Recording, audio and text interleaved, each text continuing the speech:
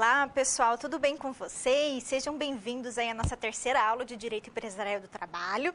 Sou a professora Janaína, né? A gente vai trabalhar o nosso último tema, na verdade, dessa disciplina, que é a aula 6, né? A gente até coloquei ali o título da nossa aula, vocês estão vendo ali, como Temas Aprofundados 2. Por quê? Porque, na verdade, eu escolhi trabalhar na terceira aula alguns temas voltados para o meio ambiente do trabalho, que é um tema um pouco mais específico dentro do direito do trabalho, mas que eu achei essencial discutir com vocês. Primeiro porque nós tivemos aí uma alteração na reforma trabalhista em decorrência do dano moral, quando o empregado sofre acidente de trabalho ou quando ele fica adoentado, né, algum tipo de doença relacionada ao trabalho. Então, eu achei muito importante. Sem falar que, além disso, é um tema muito corriqueiro, gente, é um tema muito comum.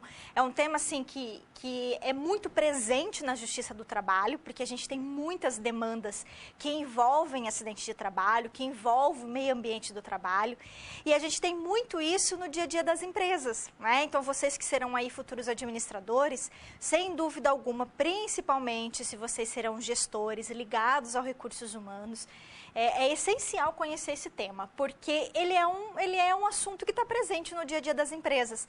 Quem é que nunca presenciou um acidente de trabalho, ou alguém tendo alguma doença do trabalho, né? Enfim, a questão do assédio moral, a questão do assédio sexual, que são temas corriqueiros que a gente percebe muito forte na Justiça do Trabalho, temas recorrentes que são discutidos, né, em ações judiciais, e são temas aí também que ocorrem no dia a dia das empresas. Então, eu achei importantíssimo trabalhar nessa terceira aula esse tema. Ok? Na verdade, eu estou dizendo terceira aula, mas terceira aula em relação ao direito do trabalho, porque, na verdade, essa é a nossa sexta aula, né, de Direito Empresarial do Trabalho. Vocês tiveram lá as 3 primeiras aulas de Direito Empresarial, com a frente de Direito Empresarial com a professora Natália, e eu ministrei a frente de Direito do Trabalho na aula 4ª, 5ª e agora o nosso último encontro, que vocês precisam assistir depois, que vai estar lá disponível para vocês, ok? Bom, sem muitas delongas, vamos começar então a nossa aula, que é um tema muito bacana, eu tenho certeza que vocês vão gostar. Então, vamos lá. A gente começa, então, bom, professora Janaína, vocês já me conhecem, né? Nem vou aqui fazer mais apresentações. E a gente começa pensando o que é essa coisa de meio ambiente do trabalho. Ok. Pois bem, quando a gente fala em meio ambiente do trabalho, a gente tem que lembrar que o meio ambiente do trabalho, ele não é um meio ambiente natural. Ok? Ou seja, ele não é criado pela natureza, vamos dizer assim. Quando a gente fala de fauna, flora, rios, animais, natureza, nós estamos falando do meio ambiente, do meio ambiente natural. Quando a gente fala de meio ambiente do trabalho, ele é um meio ambiente artificial. Por quê? Porque ele é uma extensão daquilo que o homem constrói, certo? Ou seja, o meio ambiente do trabalho, ele é fruto do ser humano e não da natureza. Então, tudo que a gente... Claro que tem uma influência da natureza, obviamente que sim, mas ele é fruto de um meio ambiente do trabalho, do meio ambiente artificial, porque ele é construído pelo homem. As indústrias são construídas pelos homens, não é?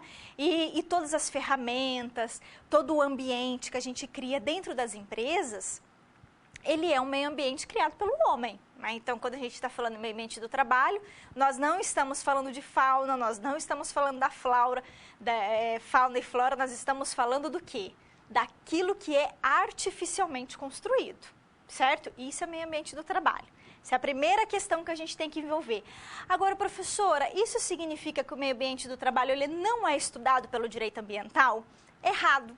Na verdade, claro que o direito do trabalho estuda muito a questão do meio ambiente, mas o direito ambiental também estuda, tá? O direito ambiental, ele também, se vocês até, inclusive, um dia se depararem com algum livro de direito ambiental, vocês vão verificar que existem aí lá, dentro da discussão do livro, tem uma parte de meio ambiente do trabalho.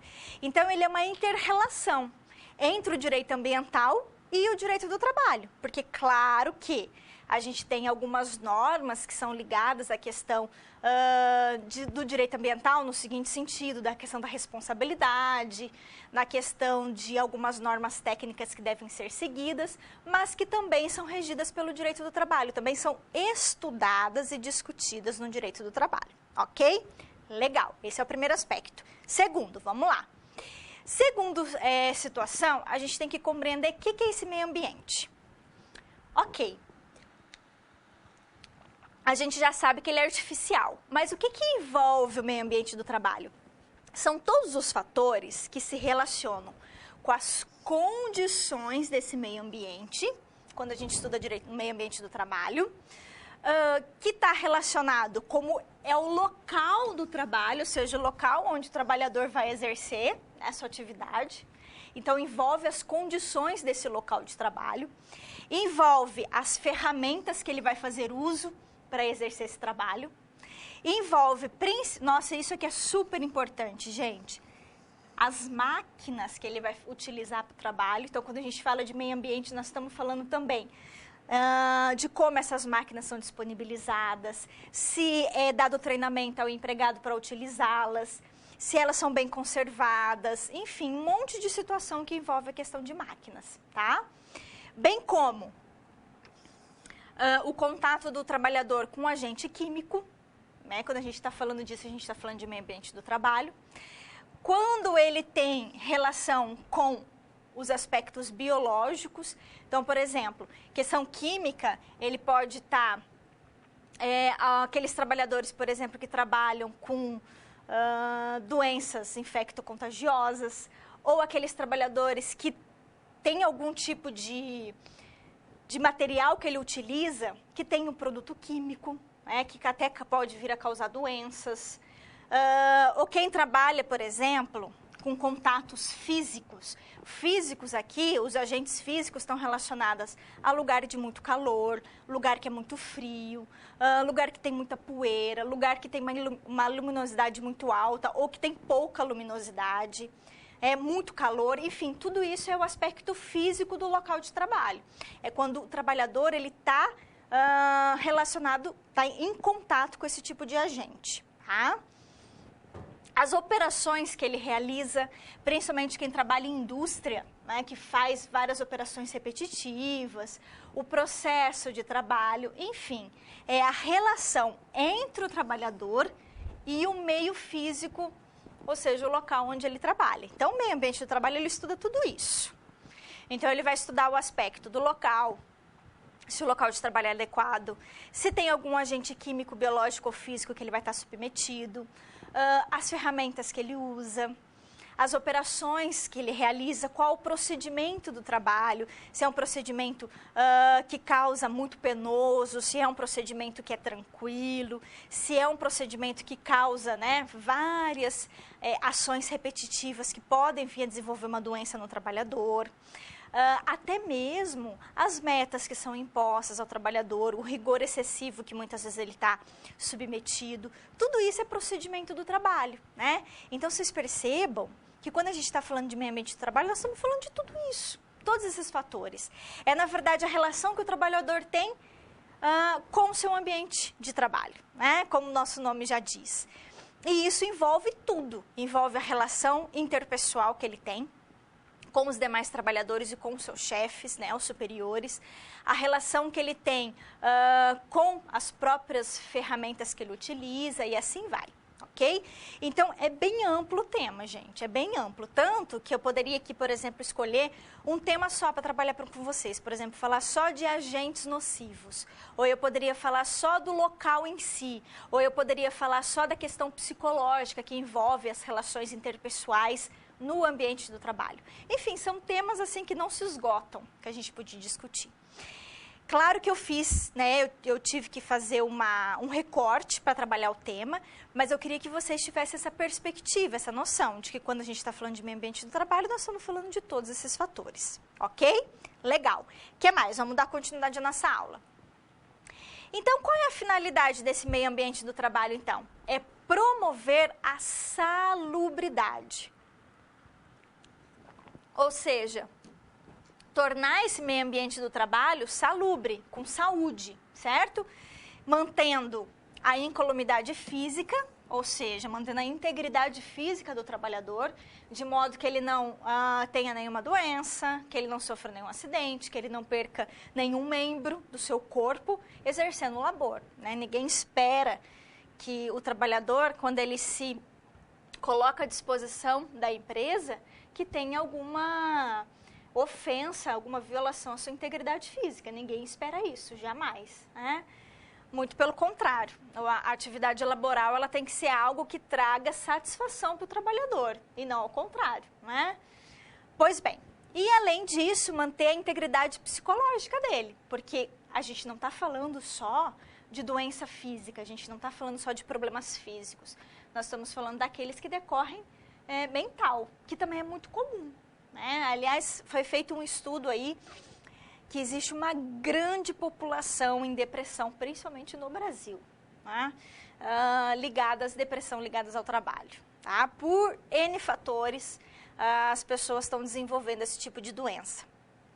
Ok, então quando a gente está falando de meio ambiente do trabalho, a gente estuda esse tema para o quê? Buscar maneiras de trazer um meio ambiente salubre, de manter essa incolumidade física, ou seja, a integridade física e psicológica do trabalhador, independentemente da atividade que ele exerce.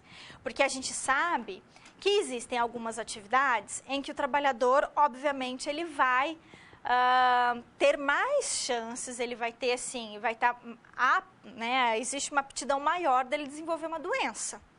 Eu não posso, por exemplo, comparar uma pessoa que trabalha num escritório com uma pessoa que trabalha dentro de uma mina de carvão. Claro que quem trabalha numa mina de carvão, ela tem uma tendência a desenvolver de doenças em decorrência da penosidade do serviço que ela executa. Não significa que alguém que trabalhe sentado no escritório também não vai desenvolver nenhum tipo de doença. Ela pode desenvolver doença em relação ao ar-condicionado, que às vezes pode ser frio demais, às vezes a luminosidade que não é adequada, às vezes se ela digita demais, se ela atende muito telefone, se ela tem um chefe que a maltrata, enfim, N doenças ela pode criar. Ela pode chegar um dia a sofrer um acidente de trabalho, cair da cadeira, né? A gente nunca sabe. Mas o que eu estou querendo dizer é que existem atividades que são mais penosas. Por exemplo, os petroleiros, por exemplo, quem trabalha em atividade que corre risco de vida, né? Pessoas que trabalham seguranças, vigilantes que trabalham armados, que trabalham com segurança das pessoas, né? Obviamente, quem trabalha em contato com combustível, com inflamável. Enfim, são atividades que por si só são perigosas, né? A própria natureza do desenvolvimento dessa atividade, a natureza dela por si só já é um perigo para a saúde. Então, claro que a tendência é muito maior. Então, o que a gente tem que fazer? Nós precisamos criar condições dentro da empresa, independentemente da atividade que ela exerce, de tentar diminuir ao máximo os riscos de acidente de trabalho, de doença, para manter a saúde do trabalhador. Então, gente, quanto mais a atividade for perigosa, quanto mais nociva ela for para o trabalhador, quanto mais chance ela tiver de ocasionar acidente e doença, mais a empresa tem que investir nesse setor. Tá? Tem que investir mesmo. Não investir para poder se livrar das indenizações que ela vai estar submetida lá na frente. Claro que também por causa disso. Mas também no aspecto social, porque a empresa ela não pode mais hoje, em pleno século XXI, achar que ela só tem que buscar o lucro e que ela tem que dar as costas para o trabalhador, para o consumidor, que ela não tem responsabilidade social nenhuma. O empresário que hoje pensa assim, ele vai, ao longo do tempo, sair fora do mercado, porque a tendência, mesmo não querendo, é que as empresas elas construam essa ideia de responsabilidade social. Então, ela precisa investir na empresa para tentar manter um meio ambiente de trabalho salubre, né? Ainda que ela exerça uma atividade de risco. E, inclusive, só para ilustrar, inclusive na Previdência, as empresas elas recolhem Previdência, né? Elas recolhem contribuição, e elas recolhem, não sei se vocês já ouviram falar, um negocinho chamado SAT, um negocinho é bom, né? Uma contribuição chamada SAT, que está ligada à segurança e saúde do trabalhador, né? Ou seja, está ligada à questão de acidente de trabalho. Quanto mais acidentes, quanto mais doenças a empresa tem, ela paga mais essa contribuição, esse SAT, né? Então, ela vai pagar lá de 1% a 3%. Se a atividade econômica dela, por si só, desenvolver um alto risco de doença, de acidente, ela vai pagar 3% de SAT. Então, assim, é no sentido do quê? De estimular as empresas a investirem nisso, para tentar diminuir esse percentual de acidente de doença e assim precisar contribuir menos para a Previdência. Tá? Então, só para vocês perceberem que como isso é sério. Por quê? Porque um empregado acidentado ou doente, ele não gera problemas só para a empresa e para a vida dele. Tem um custo social muito grande para toda a sociedade. Porque esse empregado vai se afastar do trabalho, ele vai ficar afastado pela Previdência, então seja o INSS que vai ter que arcar com tudo isso. Né? Então, assim, são coisas que a gente precisa pensar. Tá bom? Legal. Agora, particularmente em relação à legislação, ou seja, qual legislação que a gente aplica, que a gente vai utilizar para tutelar o meio ambiente do trabalho? A gente tem uma parte lá na CLT, que é aplicada aos empregados, né? Que é uma parte que destina, que regulamenta um pouco essa questão que regulamenta assim, dispondo sobre algumas situações que têm que ser criadas na empresa. Por exemplo, dizendo um pouquinho sobre o adicional de periculosidade, o adicional de insalubridade, dizendo quantos quilos uma pessoa pode, ela pode fazer uso, né, quantos quilos que ela suporta trabalhando, qual é a jornada que ela tem que exercer, o intervalo que tem que ser respeitado, porque isso tudo é norma de saúde, porque o empregado ele precisa de descanso, né? A gente não pode ter jornada muito exaustiva, porque ele precisa se reabilitar e buscar suas energias para exercer o seu trabalho. Né? Ninguém trabalha bem com fadiga, cansado, obviamente que não. Né? Obviamente que não. Então, a CLT ela dispõe sobre algumas normas. Mas existe, pessoal, que vocês já devem ter ouvido falar, algumas normas que são, na verdade, que é uma portaria e alguns decretos que são feitos pelo Ministério do Trabalho. Então, o que o Ministério do Trabalho faz? Ele, na verdade, ele regulamenta algumas atividades. Então, ele cria normas, que a gente chama de normas técnicas, e que, inclusive, são normas que são difíceis de entender, porque elas são muito técnicas mesmo. Na verdade, é uma linguagem voltada para o técnico de segurança do trabalho, para o engenheiro de segurança do trabalho, ou seja, aquelas pessoas que estudam particularmente esse tema. Mas lá existem normas que devem ser respeitadas na empresa. Normas de ergonomia, né, de como que deve ser a cadeira do empregado que trabalha sentado, quanto tempo que o empregado pode trabalhar em pé, qual é a luminosidade adequada, a questão do ruído, quanto que é suportável, quanto que não é. Enfim, são vários fatores que são regulamentados por essas normas. E as empresas precisam seguir essas normas. Então, toda empresa ela é obrigada a contratar um técnico ou um engenheiro para montar um laudo da empresa e verificar se ela está adequada. Né? Toda empresa é obrigada a fazer isso. Ok? Então, a gente só vai conhecer agora essas normas. Né? A gente não vai adentrar nas normas técnicas, mas só para vocês saberem que elas existem e o que elas regulamentam, tá? Então, vamos lá ver. Olha só. Então, é essa legislação que a gente vai aplicar ao meio ambiente do trabalho.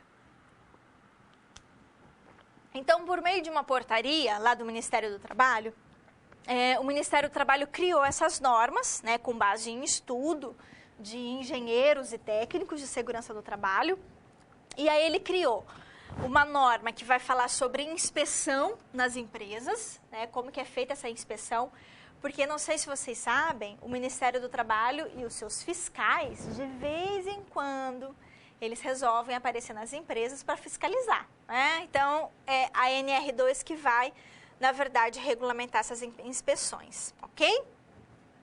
A NR5 vai falar sobre a CIPA, que é a Comissão Interna de Prevenção de Acidentes, que, na verdade, vai estabelecer um mapa, como se fosse um mapa da empresa, montar essa comissão para tentar prevenir os acidentes nas empresas. Né? Então, na verdade, são eleitos por isso que é uma comissão formada por representante de empregados e representante de empregadores. Tá? Então, a empresa escolhe os seus representantes e existem os trabalhadores que escolhem os seus também. Essa comissão ela vai estudar maneiras de tentar prevenir acidentes, tá? Ok. A NR6, que vai falar dos equipamentos de produção individual, os EPIs. A NR7 vai falar do PCMSO. O PCMSO, ele vai dizer qual o tipo de exame médico que deve ser feito, tanto na admissão, na demissão e também no decorrer do contrato de trabalho, porque a gente precisa também realizar os exames médicos que são aqueles exames que a gente chama de periódicos, que é feito ao longo do contrato de trabalho. E claro que a depender da atividade que você realiza, a NR7 vai dizer, olha, nessa função o empregado precisa se submeter ao exame XYZ, certo? Por exemplo, o professor. O professor, pelo fato dele utilizar muito a voz, obrigatoriamente ele teria que passar anualmente por um exame médico que verificasse se ele tem algum problema na voz, né? Ou seja, problema na garganta, enfim. Então, só a título de exemplo. Então, lá é que vai estar estabelecido qual é o tipo de exame médico que tem que ser feito, tá bom? O PPRA, que é disponibilizado lá, que é regulamentado pela NR9, ele também vai estabelecer, ele vai fazer um estudo na empresa, é o técnico ou o engenheiro quem faz, e ele vai mapear, vai verificar quais os riscos que essa empresa ela tem. Então, por exemplo, ele vai lá em cada setor da empresa e vai verificar, vai fazer um laudo ambiental e vai dizer, olha, nesse setor X, nós temos tantos empregados, esses empregados eles estão submetidos ao agente químico X ou submetido ao agente físico Y. Então, ele precisa usar qual tipo de EPI para resolver esse problema. Então, ele tem que usar. Quer ver, por exemplo, ele vai lá no setor onde utiliza máquinas, ele vai dizer o seguinte, olha, aqui o ruído das máquinas tem a potência tal. Então, para isso, ele precisa usar protetor auricular. E aí ele vai dizer se o protetor auricular, que é um EPI, se ele resolve ou não a insalubridade do local. Ou seja, se ele tira o ruído do local ou não. Porque às vezes eu posso usar protetor auricular e aí o ruído ser muito baixinho para mim. Mas às vezes o ruído é tão alto que mesmo eu usando o protetor auricular, mesmo assim ele vai danificar a minha saúde. Então tudo isso é feito no PPRA, tá bom? Ok. E a NR16, que vai falar das atividades que são insalubres, e também o NR16, que vai falar quais são as atividades consideradas perigosas. Lembrando, gente, que nas atividades insalubres e nas atividades perigosas, o empregado ele tem direito a receber um adicional para tentar compensar, vamos dizer assim, esse risco que ele está submetido. Ou seja, na verdade, ele vai tentar diminuir um pouquinho o dano que ele está sofrendo, tá? Então, por isso que a NR, né, a NR 15 e 16 vai estabelecer, então, quais são as atividades insalubres e quais são as atividades perigosas. Tanto que, olha só, detalhe. Vamos supor que você trabalha numa empresa e a sua empresa tenha uma atividade insalubre. Aí o oficial não.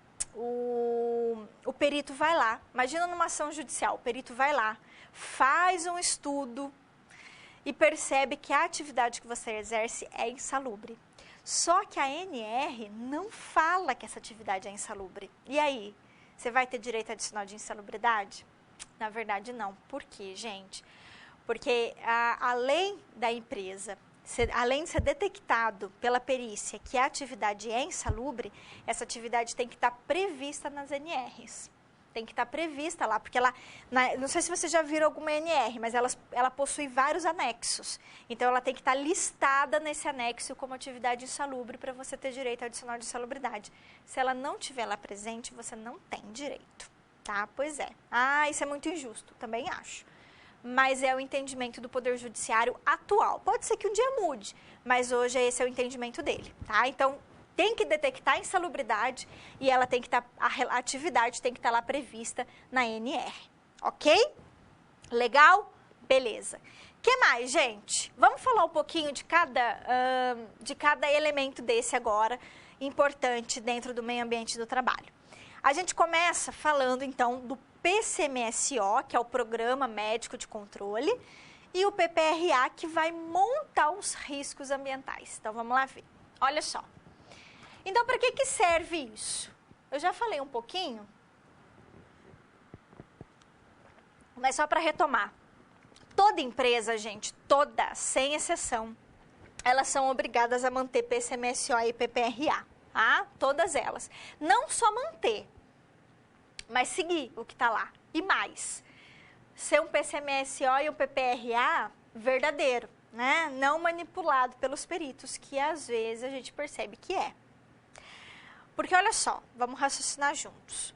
A empresa, ela vai lá e contrata um técnico de segurança do trabalho ou um engenheiro para ir lá e fazer ela vai lá, estuda a empresa e monta esse PCMSO e monta o PPRA. É isso que ela faz. Você concorda comigo que se o PCMSO e o PPRA tiver muitos problemas, assim, exigir muito da empresa, que a empresa vai ter que investir demais, ou seja, vai trazer um custo muito grande, você concorda comigo que às vezes a empresa ela pode dar uma manipuladinha nesses laudos? Ela pode, tá? Ela pode, por exemplo, como ela está pagando esse profissional, ela pode pedir para o profissional, olha, mas no setor Y não coloca que a insalubridade é grau máximo, ou não tira a insalubridade, fala que não tem atividade insalubre nesse setor. Infelizmente isso acontece, tá? Infelizmente acontece, ok? Mas enfim, tirando esses meandros, vamos supor que seja real PCMSO PPRA, então para que eles servem? Esse aqui, como eu já falei para vocês, ele vai dizer os exames médicos que devem ser feitos na admissão e demissão e em relação ao decorrer do contrato de trabalho. Então ele vai mapear a empresa, todos os setores da empresa, ele vai verificar quais são os empregados de cada setor e ele vai dizer qual exame médico tem que ser realizada naquela atividade, tá? Então, ele vai estipular exames gerais e vai estipular exames complementares ou específicos em relação à atividade. Ok. E o PPRA? O PPRA, ele, como eu falei, ele vai montar um mapa também da empresa.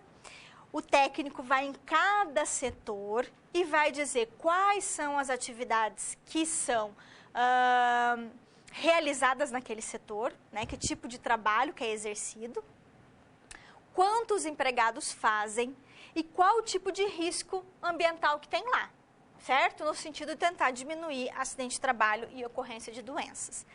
Então, gente, o PPRA, ele é super importante. Por quê? O que ele faz? Ele mapeia, então, cada setor da empresa. Então, ele vai no setor da empresa, ele vai dizer o seguinte, olha, nesse setor, eu tenho empregados trabalhando sentados, com a cadeira atendida à ergonomia ou não atendida.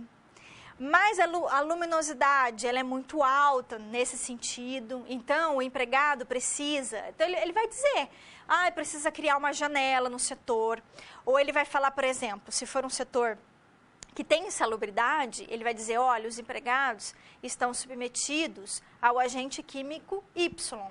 Esse agente químico, ele pode ocasionar as doenças A, B e C, vai dizer qual doença que pode ser ocasionada com aquele produto. Aí ele vai dizer o seguinte, olha, para evitar o contato, é importante que os empregados façam uso de luvas. É isso que é um PPRA, percebeu?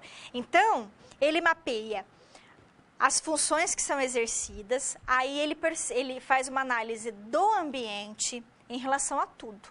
Em relação ao procedimento do trabalho, como ele é realizado, em relação ao barulho, em relação ao calor, ao frio, qual o tipo de equipamento que o empregado tem que usar para tentar afastar a insalubridade. Aí, às vezes, ele vai dizer, olha, mesmo o empregado usando o IPI A, B ou C, não acarretará a eliminação da insalubridade, ou seja, o ambiente continuará insalubre. Então, nesse setor, os empregados têm que receber adicional de insalubridade no grau mínimo, por exemplo, que é ele que vai dizer qual é o grau de insalubridade do local. Então, vocês perceberam a importância do PPRA para a empresa? E aí, às vezes, esse PPRA, ele é fidedigno, ou seja, ele corresponde à realidade. E às vezes ele não corresponde, né? Então eu estou sendo bem sincera com vocês. Existem empresas que constroem esses PPRAs tentando diminuir o custo da empresa, tentando, né, mudar um pouco? Existe. Tanto, gente, que quando um empregado ele entra com uma ação na justiça e ele diz que ele era submetido a uma atividade insalubre, por exemplo, a empresa ela vai juntar o PPRA, ela vai juntar e vai falar assim, olha, no setor que esse empregado trabalhava, a atividade dele não era insalubre. O PPRA foi feito pelo engenheiro tal e o engenheiro constatou que não havia insalubridade. O juiz vai acreditar nesse PPRA? A princípio, não. Então, o que o juiz faz? Ele manda um novo perito na empresa fazer um novo estudo. Aí vai verificar. Né? O perito judicial é que vai dizer se o PPRA condiz ou não com a realidade. Tá? Então, é mais ou menos assim que funciona. Né? A gente sabe, vocês que já trabalham em empresa, sabem como é que funciona isso. Muitas vezes, quando o perito judicial ele vai até a empresa para fazer o laudo, a empresa vai lá e muda as coisas, né? Deixa tudo bem lindo, né? Ou seja, que não condiz mesmo à realidade, tá? Isso acontece, gente, infelizmente isso acontece. Mas o que eu queria dizer para vocês? Da importância desse documento, principalmente quando ele for fidedigno, porque quando ele for fidedigno, aí não adianta o empregado entrar com ação, porque ele não vai ganhar, tá bom? Legal? Ok. O que mais, meus queridos, que a gente tem que falar? Ok, então a gente aprendeu meio ambiente, falamos das NRs importantes, né, para vocês terem uma noção de que elas existem. Falamos de dois elementos super importantes do meio ambiente do trabalho, que é o PCMSO e o PPRA.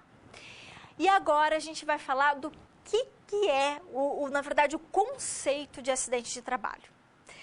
Porque às vezes a gente acha que qualquer acidente de trabalho é acidente de trabalho. E, na verdade, não. Como assim, professora?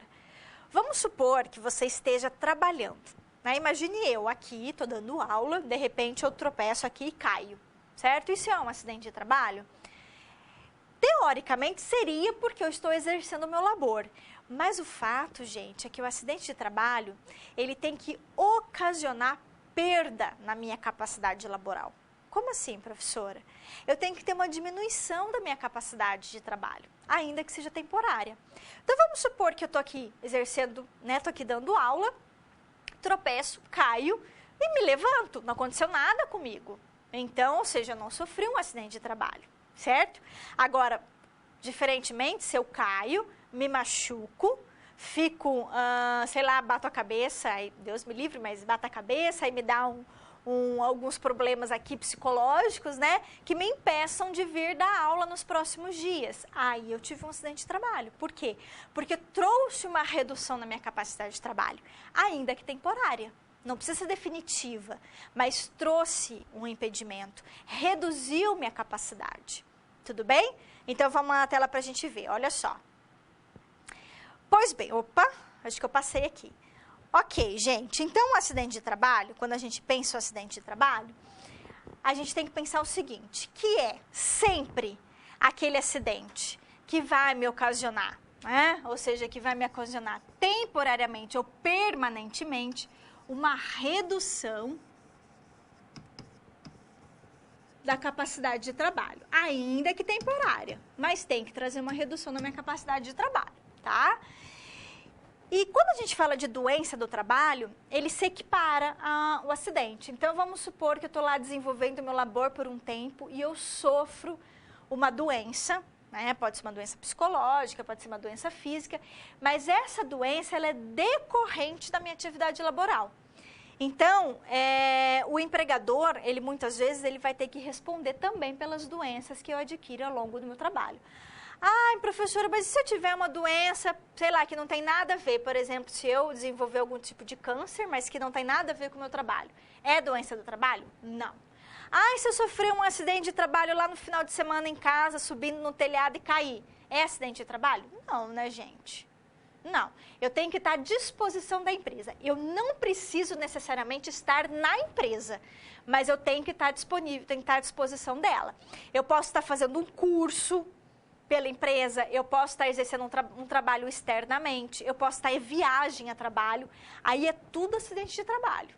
Por quê? Porque eu estou à disposição da empresa. Eu posso estar a caminho da empresa, ou seja, indo trabalhar e sofrer um acidente, é acidente de trabalho, certo? Mas eu tenho que estar direcionada, eu tenho que estar agindo em função do meu trabalho, ok? Legal.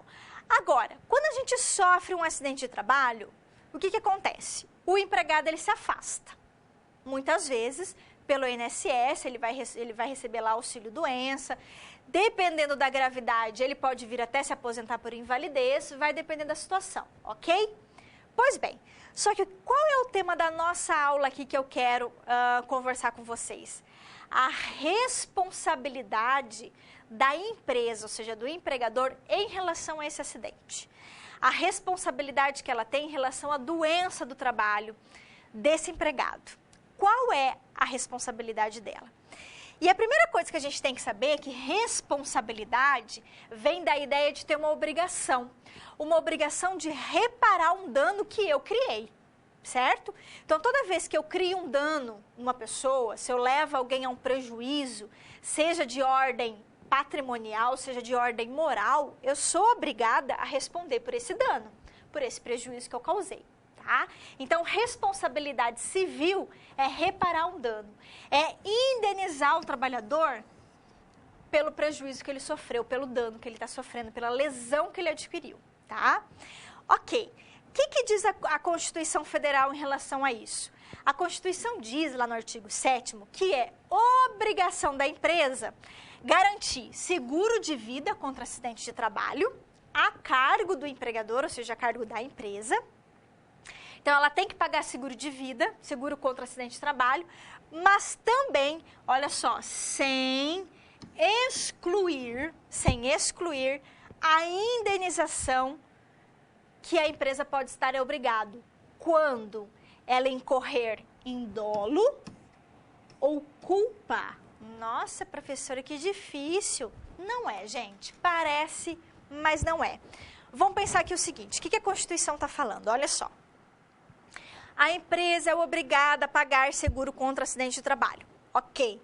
Sem excluir a indenização que ela estará obrigada quando ela incorrer em dolo ou culpa. Então, presta atenção. O que é dolo? Dolo, para o direito, é quando eu tenho a intenção de ocasionar um prejuízo numa pessoa. Eu quero, por exemplo, dentro do direito penal, quando eu quero cometer o homicídio, eu quero matar a pessoa, isso é dolo, certo? Quer ver? Eu vou dar um exemplo no direito penal que vai ficar facinho para vocês entenderem o que é dolo ou culpa. Se eu, por exemplo, estou dirigindo e eu atropelo uma pessoa, essa pessoa vem a falecer, eu posso atropelar essa pessoa porque eu quis matá-la. Pode acontecer. Ou porque eu estou embriagada a um nível que eu não deveria estar dirigindo, portanto, eu assumi o risco e matei uma pessoa. Isso é homicídio doloso. Por que é doloso? Porque eu corri o risco, sabendo que eu não poderia dirigir, assumi o risco e matei uma pessoa. Ou porque eu quis, ou porque eu assumi o risco. Isso é dolo. Na culpa, eu não quero matar ninguém, eu não quero fazer nada, mas, poxa, mesmo assim, eu ocasionei. Então, eu dirigi, atropelei uma pessoa, sem querer, porque eu fui descuidadosa, porque eu fui imprudente, porque eu fui negligente, porque eu não vi o sinal vermelho, porque eu não vi a pessoa atravessando a rua. Enfim, por culpa, eu atropelei e matei essa pessoa. Isso é um homicídio culposo. É a mesma coisa aqui. Aqui, o que na verdade está falando pra gente? Que quando o empregador, quando ele quis, por dolo, prejudicar o trabalhador, quando ele quis ocasionar um acidente de trabalho, quando ele assumiu os riscos, sabendo que aquilo lá poderia ocasionar um acidente, mesmo assim ele permitiu. Mesmo assim a empresa sabendo que aquele local era perigoso, que o empregado poderia sofrer um acidente, ela assume o risco. Ou quando a empresa, de forma negligente, imprudente, mesmo sem querer, por culpa dela, da empresa, o empregado vai lá e sofre um acidente de trabalho ou fica doente. Nessas situações, a empresa ela é obrigada a indenizar o empregado. Então, vou recapitular. O que a Constituição está falando? Que quando a empresa assumiu o risco, quando ela não tomou as medidas adequadas para impedir acidente, para impedir doença, quando ela agiu com culpa, quando ela foi imprudente ou negligente, ou quando ela quis prejudicar o empregado, ela é obrigada a indenizá-lo. É isso que a Constituição está falando. E não poderia ser diferente. Isso é muito óbvio, não é? Se a empresa contribuiu para o acidente, se ela contribuiu para a doença do trabalho, obviamente que ela tem a obrigação de indenizar. É isso que a Constituição está falando. Ok? Legal. Então, vamos para frente. Só que, vamos aprofundar um pouquinho. Dentro do direito, existe um negócio chamado responsabilidade objetiva e responsabilidade subjetiva. Vamos lá na tela para a gente ver. Olha só. Na responsabilidade objetiva, eu não verifico se a empresa teve ou não culpa. Por quê? Porque o risco da atividade dela por si só já ocasiona possibilidade de acidente. Como assim, professora? Calma que eu vou exemplificar para vocês entenderem.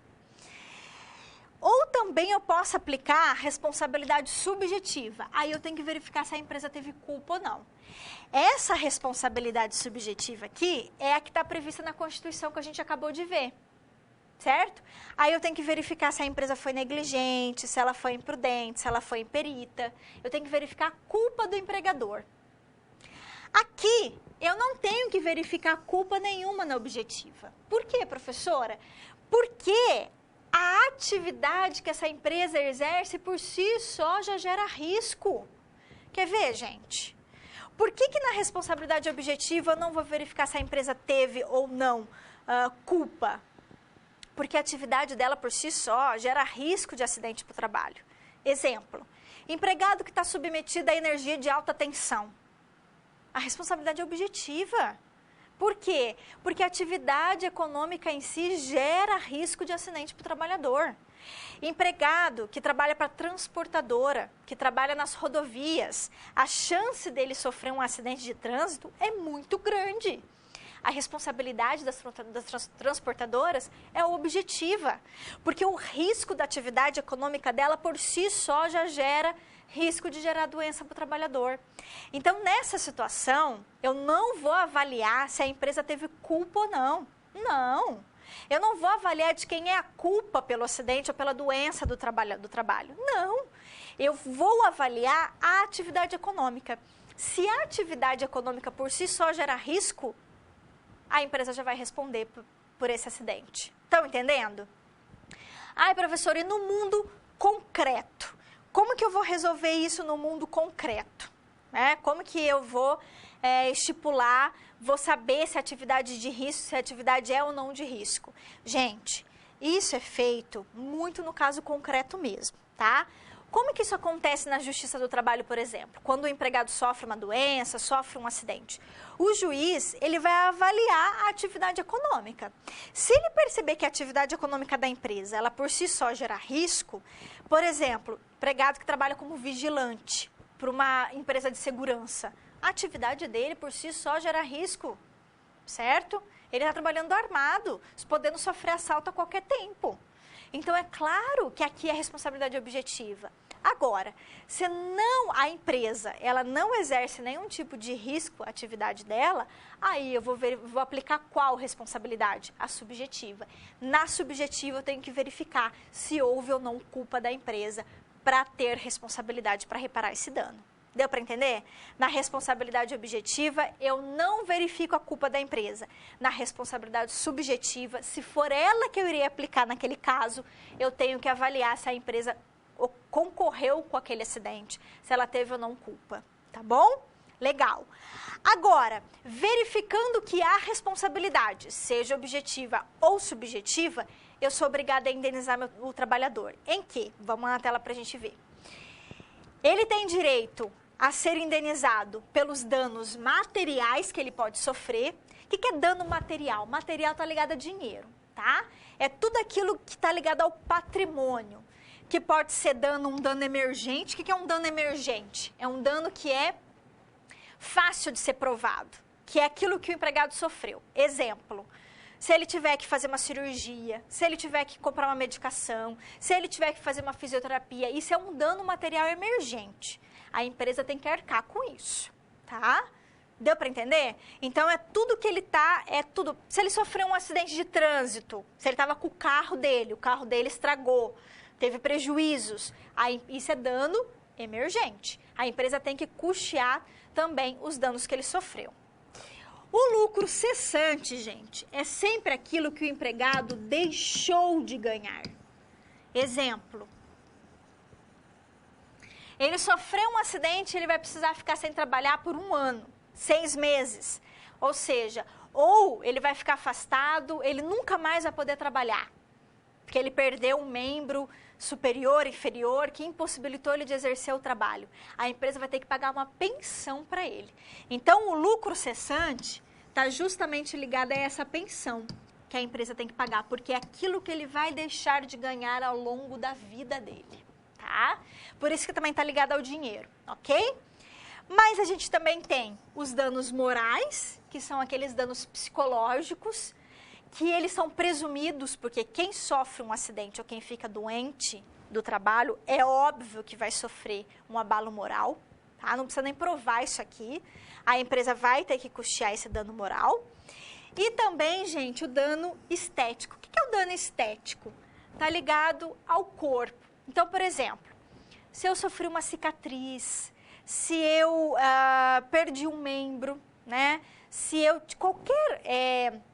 Qualquer lesão no meu corpo que se torna aparente, que me torne, entre aspas, né, mais feia para a população, ou que me causa sofrimento por aquilo, a empresa também é obrigada a pagar dano estético, que não se confunde com o dano moral, tá? Estético está ligado realmente à aparência do trabalhador. É a aparência dele que foi modificada em decorrência daquela doença ou do acidente que ele sofreu, tá? Ok. A reforma trabalhista, gente, que é a Lei 13.467, ela tentou estabelecer um limite para o dano moral, tá? Para o dano extrapatrimonial. Extrapatrimonial quer dizer fora. Não está ligado ao dinheiro, que é o dano moral. Tá? Ela resolveu estabelecer um limite. Então, o limite que o empregado vai poder receber é esse aqui. Dependendo da ofensa, se ela for leve, média, grave ou gravíssima, aí o juiz que vai entender, que vai enquadrar aqui, né? Ela vai ter direito a receber até 3 vezes o último salário, ou 5 vezes, 20 vezes, ou até 50 vezes, tá? Então, vai depender. A lei, na verdade, ela tentou limitar isso aqui porque existia... Na verdade, existe ainda, né, no Poder Judiciário, um problema que a gente percebe, que é, na verdade, um problema que a gente percebe que é muito subjetivo, né? Essa questão de você estabelecer valores. Vai muito do posicionamento do juiz, né? O juiz pode considerar, por exemplo, aquela doença ou aquele acidente muito grave, mas outros podem considerar que não. Então, a lei, ela tentou trazer um limite aí, para não cair no juiz, e o juiz, por exemplo, dá o valor que ele quiser. Só que mesmo assim, gente, não vai diminuir muito, tá? Essa subjetividade. Por quê? Porque o juiz ele vai ter que enquadrar se aquela lesão é grave ou gravíssima ou leve, e isso é muito subjetivo também, né? Quer ver, eu vou dar um exemplo para vocês. Eu tive um caso recente, há umas 2 semanas, que eu fiz uma audiência, de um trabalhador que ele perdeu essa parte aqui dos 3 dedos, certo? Ele amputou metade dos 3 dedos da mão direita, não foi nem da esquerda, foi da mão direita, tá? Perdeu aqui, ó, metadinha dos 3 dedos. E o juiz deu uma sentença, nem vou falar aqui o valor, mas um valor de dano moral, assim, baixíssimo, né?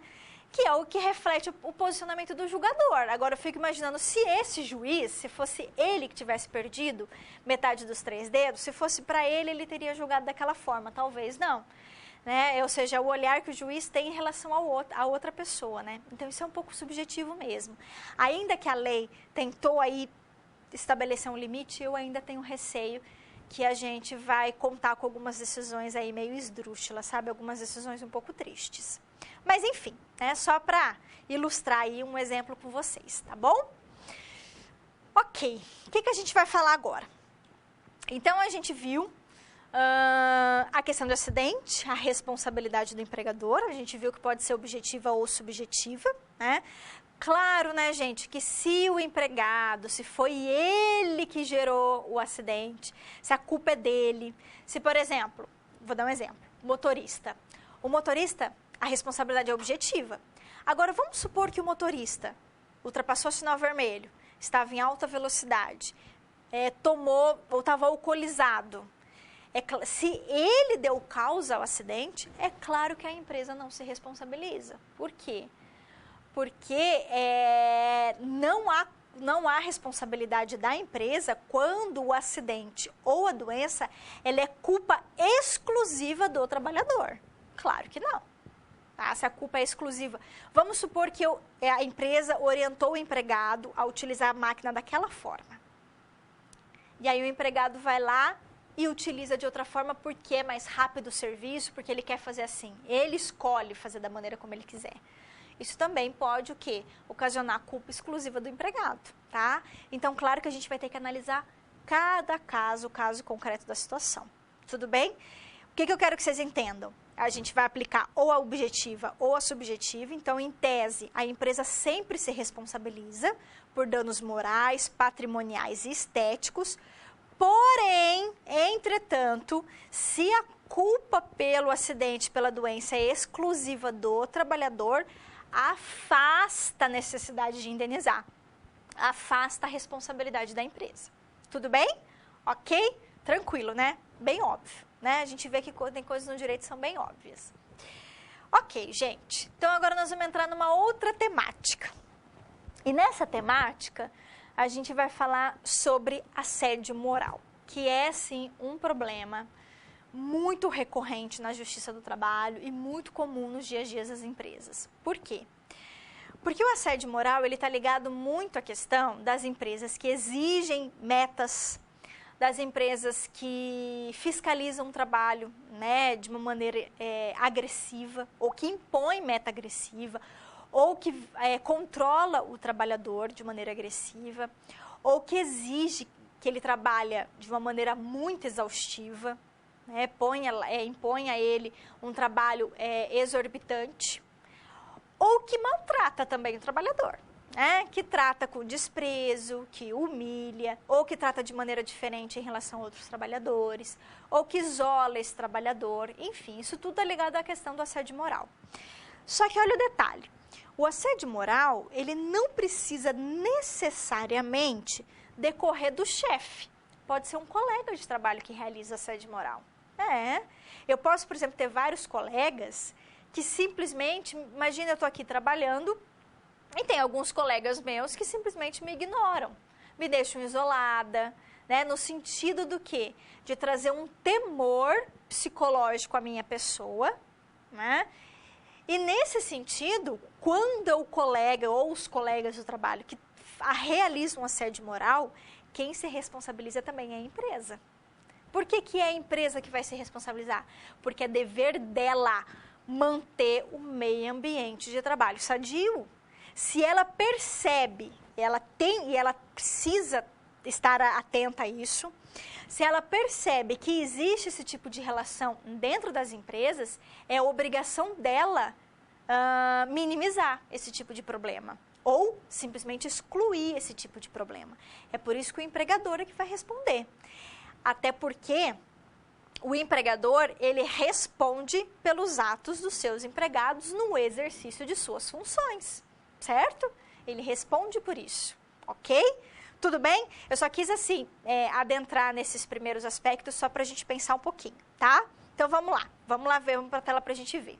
O que é o assédio moral, então, gente? Vai ser uma conduta abusiva que vai ferir os direitos de personalidade. Por que personalidade? Que é o direito à honra, o direito ao nome, o direito à privacidade, o direito à vida íntima, tudo isso é direito de personalidade. É quando eu vou ferir o íntimo do trabalhador, a dignidade dele, ou a sua integridade física, ou a sua integridade psíquica, que é o mais comum. Quando a gente fala de assédio moral, é muito comum essa ideia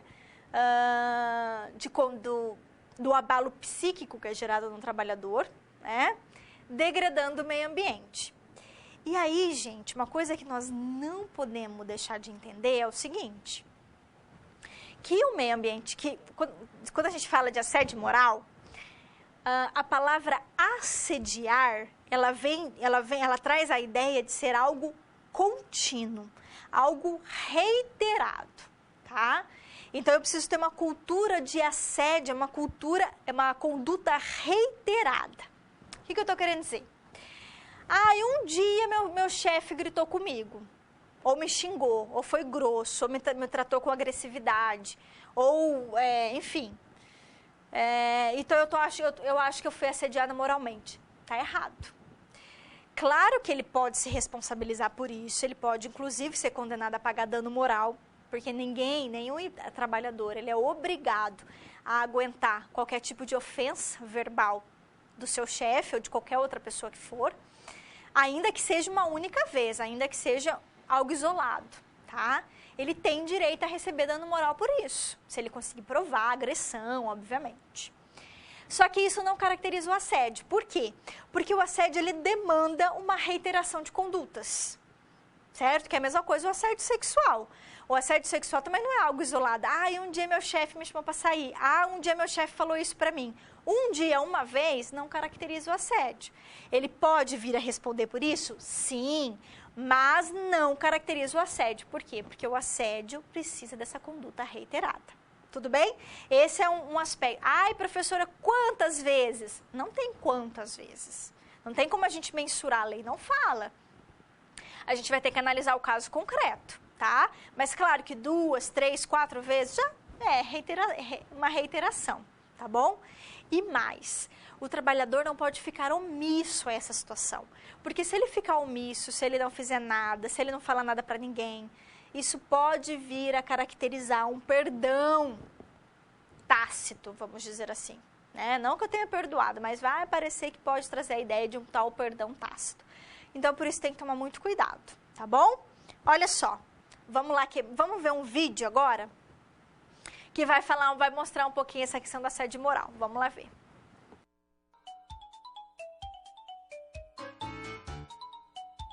Este é o Antônio. Ele é assistente administrativo na Prefeitura Municipal de Desmoralândia. Todos os dias ele chega na hora certa e começa a fazer o seu trabalho. Mas, de vez em quando, faltando meia hora para o expediente terminar, o seu Silva, chefe do Antônio, chega pedindo algo. Antônio, eu quero um relatório completo desses documentos na minha mesa amanhã cedo. E não me venha com aquela conversa de que não dá tempo. Deixe de reclamar e pare de leseira, que o relatório é mais importante. E aí o Antônio tem que ficar até mais tarde no escritório. O problema é que ele não recebe hora extra. E se for falar sobre isso com o chefe... quer dizer que você tá achando ruim? Pois peça pra sair. Tem um monte de gente querendo a sua vaga. Quando situações como esta se repetem cotidianamente, elas se transformam em assédio moral. Uma conduta abusiva que fere a dignidade do trabalhador e a sua integridade física ou psíquica. O Antônio não está sozinho nessa história. Só no Ceará, 25% dos trabalhadores consideram-se vítimas e quase 96% já passaram por alguma situação de assédio. As mais relatadas são gritos e agressividade, advertências constantes de erros, boatos a respeito do trabalhador, pressão para não reclamar direitos e supervisão excessiva. Quando o assédio moral prossegue por muito tempo, pode levar a vítima até o hospital. A Organização Mundial da Saúde revela que a incidência destas doenças tem aumentado no mundo inteiro devido a problemas no ambiente de trabalho. Se você sofre assédio moral, faça como o Antônio. Denuncie antes que a situação piore e o seu corpo e mente não aguentem. Atenção para as dicas. Anote todas as humilhações sofridas com detalhes, como data, horário, nome do agressor e testemunhas. Evite conversar com um agressor sozinho. Tenha sempre um colega de trabalho que possa atestar a violência. Peça justificativas por escrito sobre o assédio e encaminhe ao departamento pessoal, guardando uma cópia com você. Registre todas as suas atividades para comprovar que você as executa corretamente. Com estas informações, você pode procurar o seu sindicato e fazer a denúncia. Caso seja necessário, o sindicato vai acionar o Ministério do Trabalho e o agressor pode responder pela violência na Justiça. Depois das denúncias, o Antônio recebeu as horas extras e o seu Silva mudou. Hoje, eles têm uma boa relação no ambiente de trabalho. Quer saber que violências podem ser consideradas assédio moral? Então visite o nosso site e confira mais informações sobre o assunto. Assédio moral, eu digo não. Uma campanha da Federação dos Trabalhadores no Serviço Público Municipal do Estado do Ceará. E aí, gente, gostaram do vídeo? Bacana, né? Ele elucida um pouquinho sobre a questão do assédio moral e mais. Ele traz dicas de como a gente pode tentar tomar algumas atitudes para tentar minimizar essa situação, né? É muito importante que o trabalhador ele denuncie esse tipo de atividade, porque muitas vezes a gente acaba, dependendo da situação, a gente acha que é natural essas relações, sabe? Essas relações são naturais. Ou seja, acha que é natural o chefe tratar daquela maneira, ou acha que é natural, que é comum a empresa agir daquela forma, e na verdade não é. Porque a gente precisa ter uma mudança de cultura dentro das empresas, né? Então, por isso, para ter essa mudança de cultura, a gente precisa que as pessoas denunciem, que as pessoas se rebelem, que elas falem não. Enfim, né? A gente precisa tomar uma atitude porque senão a gente não desenvolve, a sociedade não se desenvolve, né? A gente sabe que para ter mudanças, a gente tem que ter um tipo de sofrimento para ocasionar mudanças, né? Porque se ficar todo mundo na paz, da maneira como está, as coisas não mudam. Isso tudo na vida, não é? Então, por isso que é importante, eu achei muito bacana ali as ideias que eles deram em relação às condutas que podem ser adotadas pelo trabalhador, ok? Legal.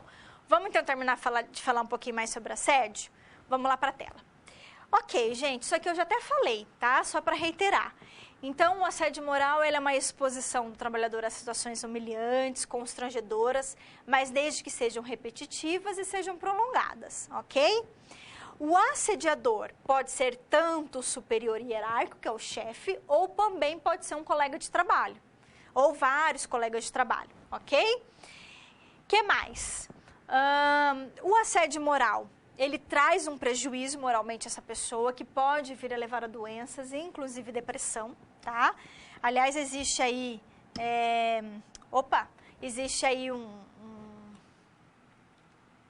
hoje um problema muito grande de doenças depressivas ligadas ao trabalho, que são, na verdade, resultado de assédio moral.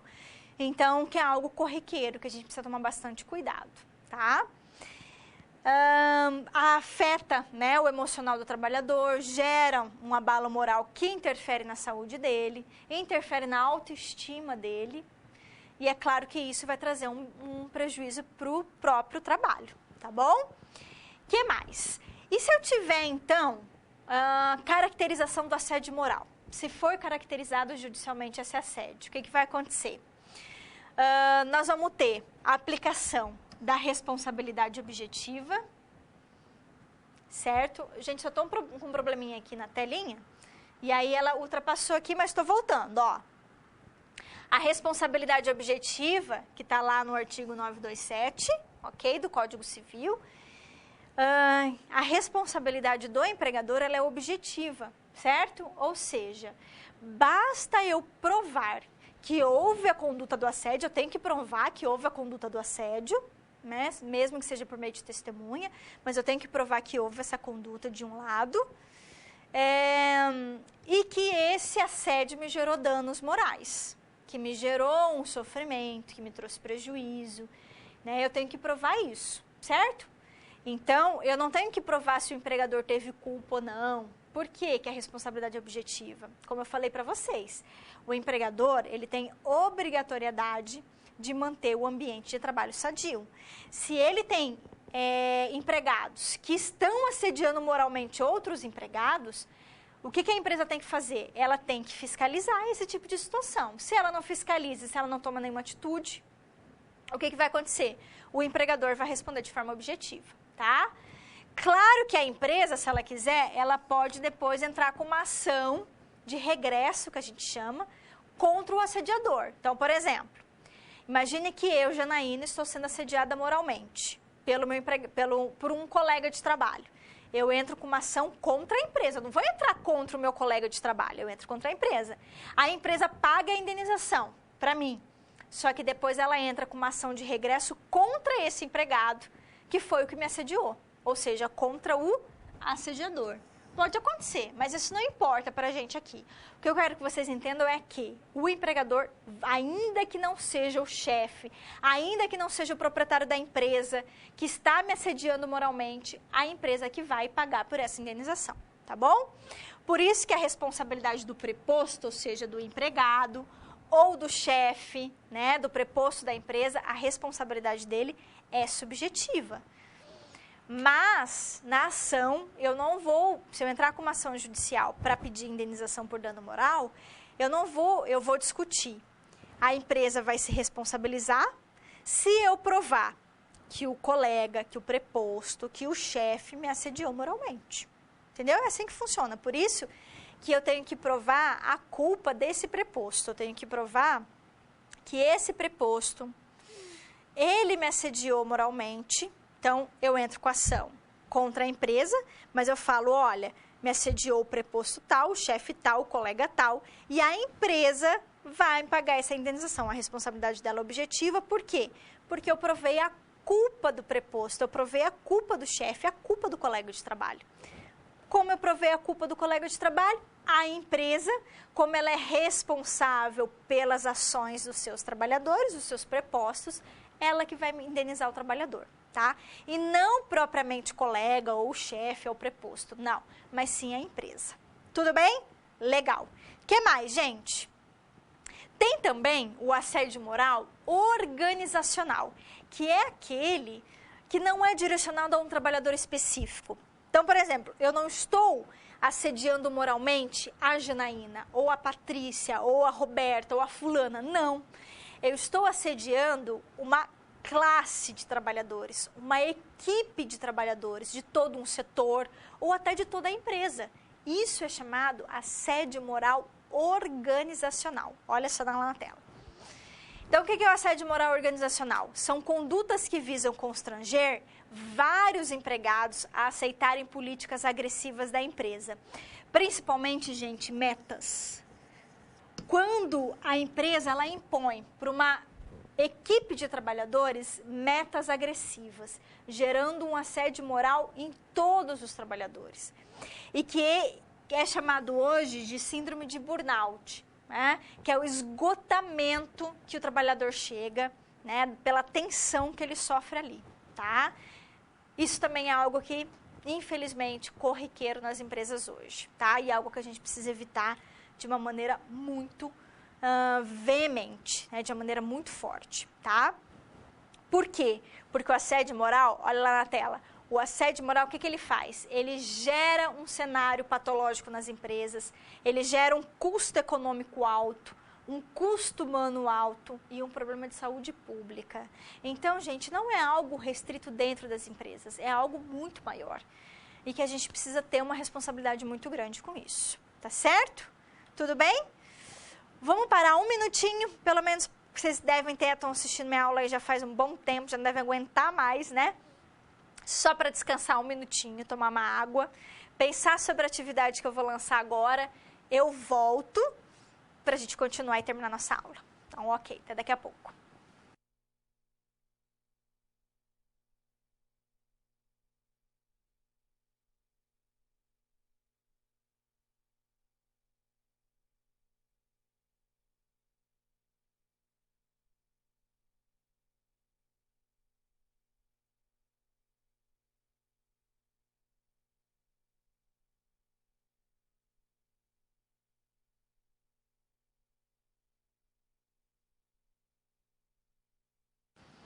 E aí, gente, gostaram da imagem?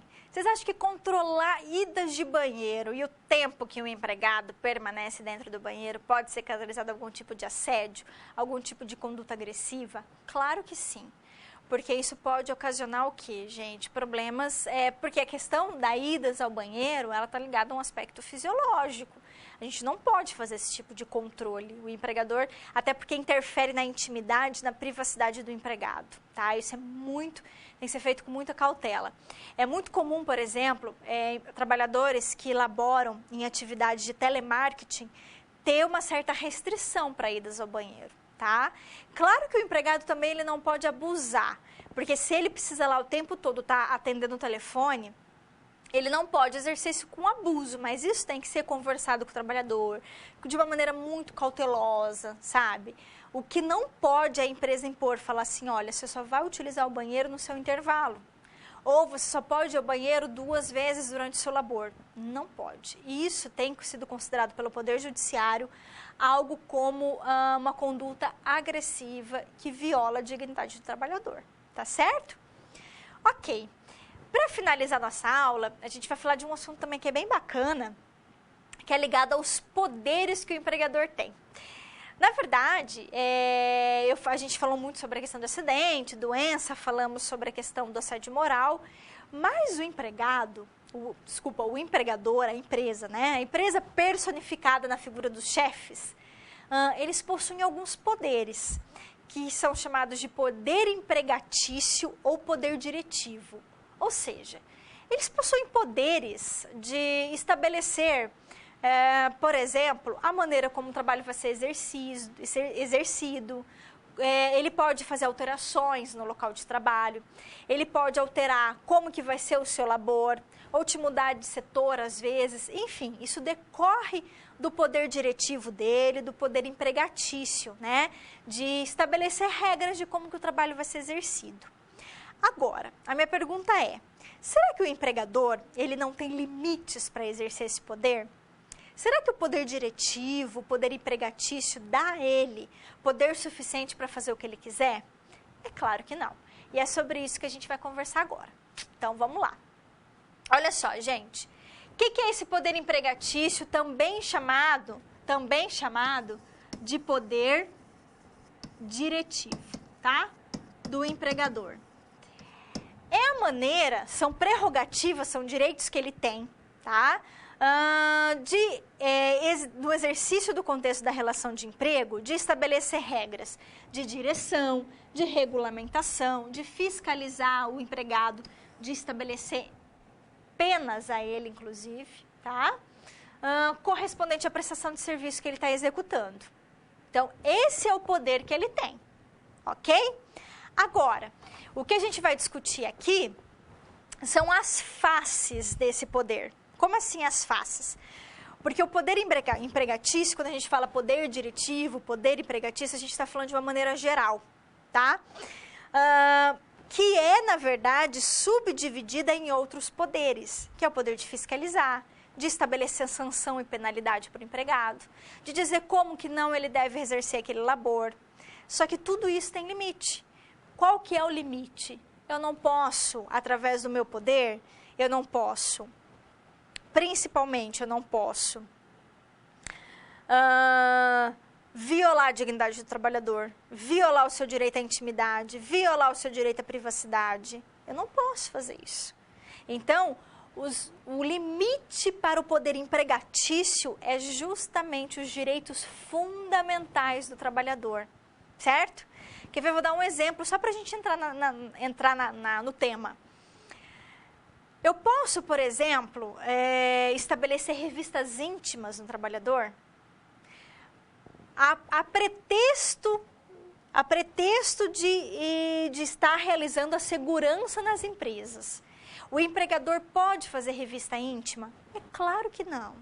Por quê? Porque se ele quer proteger o seu patrimônio, se ele quer garantir segurança nas empresas, ele que coloque, por exemplo, câmeras, ou ele estabeleça outro tipo de conduta na empresa, outro tipo de procedimento, para garantir a segurança, para garantir o seu patrimônio. O que ele não pode é violar a dignidade, o direito fundamental à intimidade do trabalhador sobre o pretexto de estar garantindo a segurança ou o seu patrimônio. Isso ele não pode, entendeu? Então, isso é um exemplo do limite que a gente vai estabelecer ao empregador. O empregador pode estabelecer sanções ao empregado quando adverti-lo, suspendê-lo, aplicar justa causa? Pode, desde que ele siga os ditames da lei. Não é porque o empregado hoje ele chegou 5 minutos ou 6 minutos atrasado que eu posso dispensá-lo por justa causa. Por quê? Porque é desproporcional, é desarrazoável essa minha sanção. A sanção que eu vou estabelecer, a pena que eu vou estabelecer para o empregado, ela tem que ser condizente com a conduta dele. Ai, professora, tem regra específica para isso? Não tem. Vai do bom senso do empregador, tá? E é claro que se ele ultrapassar esse bom senso, ele vai responder por isso, tá bom? Então, vamos lá continuar nossa conversa. Olha só. Gente, existe, na verdade, uma ideia de que o poder empregatício pode ser sinônimo de poder diretivo. Tem alguns livros que usam como sinônimos. outros, especifica que o poder diretivo ele está ligado exclusivamente à possibilidade que o empregador tem de estabelecer regras de organização e de espaço empresarial. Ou seja, ele vai dizer como que deve ser organizado o trabalho. É ele que tem esse poder, certo? Ele que tem essa prerrogativa. Então, é ele que vai estabelecer o processo do trabalho adotado na empresa, o poder diretivo. Ou seja, é dirigir a organização do trabalho. É ele que vai especificar e orientar como que o serviço deve ser prestado. Isso está ligado exclusivamente ao poder de dirigir uma empresa, ao poder de estabelecer diretrizes, de especificar o labor que é realizado nas empresas, tá? Agora, tem limite para isso? Tem. Eu posso, por exemplo, é lícito eu mudar um empregado de função, por exemplo. O empregado estava na função X, eu promovi esse empregado para a função Y, e aí depois eu fiquei com raiva desse empregado e eu quero rebaixá-lo para puni-lo. Eu posso? Não. O meu poder diretivo me dá a possibilidade de rebaixar o empregado de função para puni-lo? Não. Eu posso rebaixá-lo de função se ele não atender os requisitos daquela função. Ah, ele não está trabalhando direito, então eu vou revertê-lo ao trabalho anterior. Isso até poderia, desde que seja justificado, fundamentado, por escrito, conversado com o empregado, tudo bem. Agora, para puni-lo, eu não posso, tá? Eu não posso por quê, gente? Porque isso é degradante para o trabalhador, tá? Isso desestimula o trabalhador, isso viola a dignidade dele. Então, se eu achar que ele não está se adequado para aquela função, eu posso até colocar ele em outra função, mas rebaixá-lo para puni-lo, eu não poderia. Tudo bem? Só estou dando um exemplo para vocês entenderem, ok? Legal, então vamos continuar. O que mais? E o poder regulamentar? É o poder que a empresa tem de fixar regras, ou seja, de estabelecer normas, regras específicas a serem observadas no âmbito da empresa, né? Então, eu posso, por exemplo, estabelecer uma ordem de serviço, eu posso criar um regulamento, dizer, olha, os empregados não podem vir trabalhar, não podem fumar no setor X, se for se alimentar na empresa, tem que se alimentar somente no refeitório, enfim, são regras, regulamentos internos, tá? Esses regulamentos, gente, eles não são leis, não são normas jurídicas, mas mesmo assim, eles aderem ao contrato de trabalho. O que eu estou querendo dizer? Que o empregado ele tem que seguir essas normas. Ah, professor, mas não está na lei, é um regulamento da empresa. Mas esse regulamento da empresa, criado na empresa, ele adere ao meu contrato de trabalho. O que significa isso? Que eu tenho que seguir essas regras. Inclusive, se eu não seguir, eu posso sofrer uma sanção por indisciplina. Lembra lá na justa causa? Uma das hipóteses da justa causa é aplicar a insubordinação ou a indisciplina. A indisciplina é quando eu não aceito uma norma que é dirigida, uma norma geral da empresa, que é dirigida para todos os trabalhadores, e eu me recuso a cumprir, tá? Agora, eu sou obrigada a cumprir regras ilegais? Vamos supor que tem uma regra lá no regulamento da empresa que diz que as mulheres, as secretárias, precisam sair para jantar com os clientes daquela empresa. Isso é uma regra que obrigatoriamente eu tenho que seguir? Claro que não. Por quê? Porque ela é uma regra ilícita. Ela é uma regra que viola a moral, os bons costumes, e é uma regra que impõe uma obrigação alheia ao contrato de trabalho, que não tem nada a ver com a minha relação laboral. Então, eu não sou obrigada a cumprir. Percebeu? Então, professora, mas e daí? O que eu faço? Ou denuncia para o sindicato, ou vai lá no Ministério Público do Trabalho, né? Ou simplesmente faz uma carta para o Recursos Humanos e fala que não vai seguir aquela regra. Pode ser que você seja dispensado? Pode ser, né? Mas o fato é que ninguém está obrigado a seguir regras ilegais, regras alheias ao contrato, regra que, por exemplo, outro tipo de situação de regra que pode ser criada. Estabelecer, como eu até falei, já dei exemplo para vocês, estabelecer tempo para ir ao banheiro, né? Ou estabelecer, dizer que durante o exercício do trabalho não pode de maneira alguma, nenhum tipo de situação, fazer ligação para a família.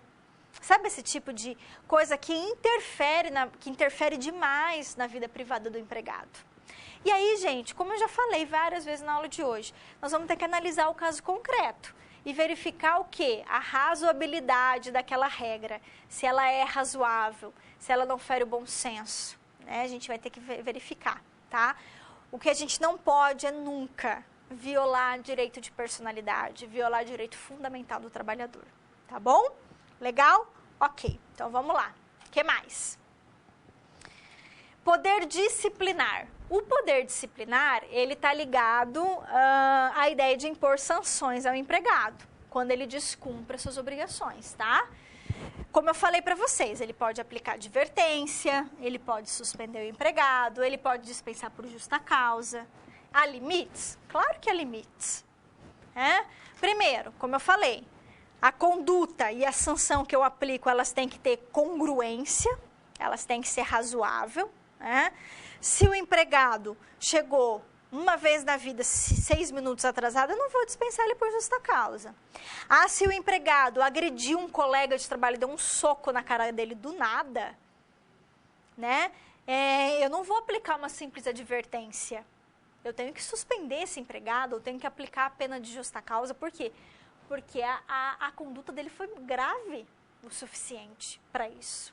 Percebeu? Vai do quê?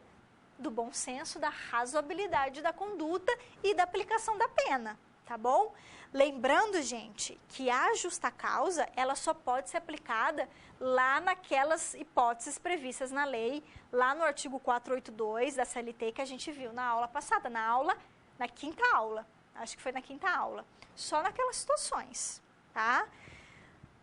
Lembrando que em algumas condutas, primeiro a gente precisa advertir, suspender. Lembra, não se esqueçam que a ideia aqui não é simplesmente punir o empregado. A ideia aqui é também servir de caráter pedagógico. Eu tenho que orientar o meu empregado, mostrar para ele que ele errou, orientar a dar uma segunda chance, a mostrar para ele que ele pode melhorar naquela situação. Não é simplesmente a ideia de punir por punir. Não, muito pelo contrário, tá? Lembrem-se sempre da função social da empresa. Ok? Legal. O que mais? Opa, na verdade acho que era o último aspecto que a gente ia ver, né? Que a gente tinha para falar do poder disciplinar. Gente, então resumindo tudo que nós vimos, olha só.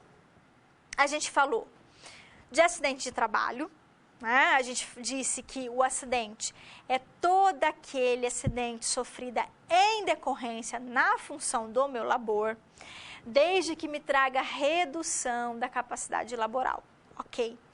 Ou doenças originadas pelo meu trabalho, que também se equiparam a um acidente. Quem é que responde por esse...